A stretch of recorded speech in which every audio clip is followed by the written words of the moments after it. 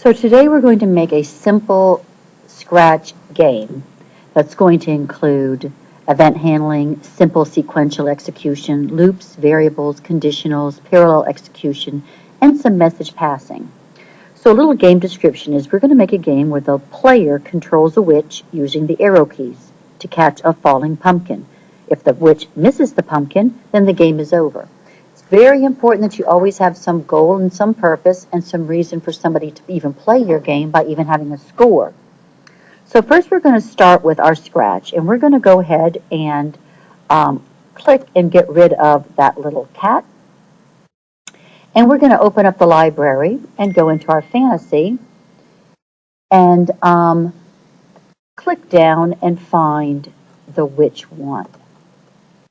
At any time when I'm working, if you need to pause the video so that you can do something, please do that. At this time, we're going to go ahead and move our witch down to the lower left part of our quadrant. Remember, the area in which Scratch works in is from a positive 180 on the y-axis to a negative 180 to a negative 240 to a positive 240. It's important to remember these numbers. Notice these numbers down here, how they're changing. They are based on where my mouse is on this grid. This sprite, which is what we call this image, its coordinates are underneath the image up here in the upper left corner. It tells you where it is located. And this is very important when you're starting to lay images on your board. I also want to shrink this image, so I'm going to grab the shrinking tool and begin to shrink that down just a little bit. And then you click back up here to release it and bring her back down to the bottom left portion of the quadrant. Okay, so now we need to add a background. So to add a background, this is our stage. And each of you can have many stages, and every stage has a different background, or it could have the same one, but those can also represent pages. These are where our sprites line up in here. This is where our stages are. So I'm going to click on this stage, and notice there is nothing in this area, and notice it says stage up here. I'm going to click backgrounds, and I'm not going to paint this background. I'm going to import one. So I'm going to click on import and grab outdoors. Scroll down to where you see Night City, not the one with the street, but the other one. And notice it drops it right in.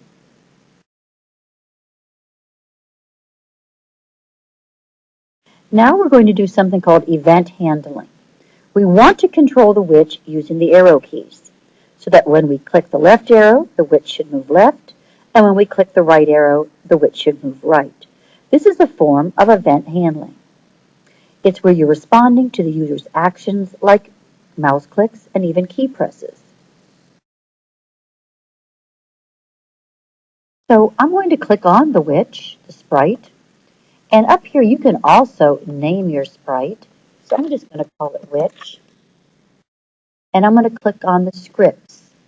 The script is just like a script would be for an actor. This is where everything goes that pertains to this particular actor or sprite. Right now there is nothing in the script.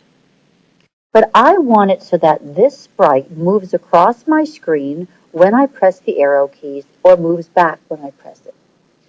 So I'm going to go to the control panel and grab when space is pressed, and I'm going to click on the right arrow. And when I click on the right arrow, I want it to move forward. So I click on the motion and grab Move Steps. So now, if I click the right arrow, it will move to the right. If I take the steps off and just click the right arrow, it does nothing. This is just a function of the controller. I can pick anything I want to represent my 10 steps moving forward, but we always want to make it to where it's easy for the person working the game. This is what tells me what the object is going to actually do. It's going to move 10 steps. Remember what we said, this is just like a geometry board. So this is positive 10, so that means it's going to go to the right. Now I want it to also go to the left. So I'm going to duplicate it by right-clicking on this and say duplicate. change this to left. And because it's going to go back, I need to make it a negative 10 step. So let's try this and see how it works. Good. Now you can change the 10. This is a default number, but you can change it based on how you want it to move on the screen. If you want it to move a little bit faster than that, you can go like that. Okay? I'm going to leave it at 10 right now.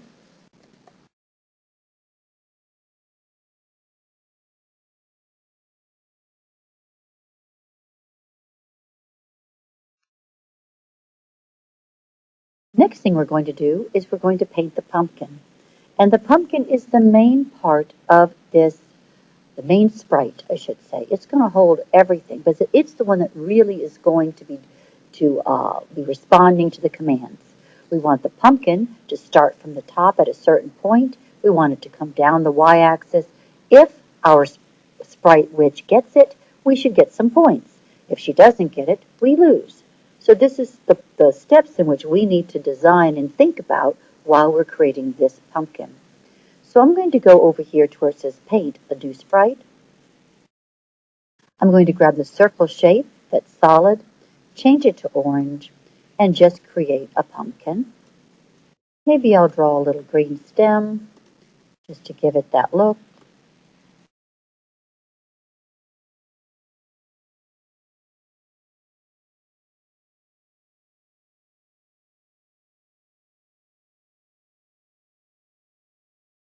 And hit OK.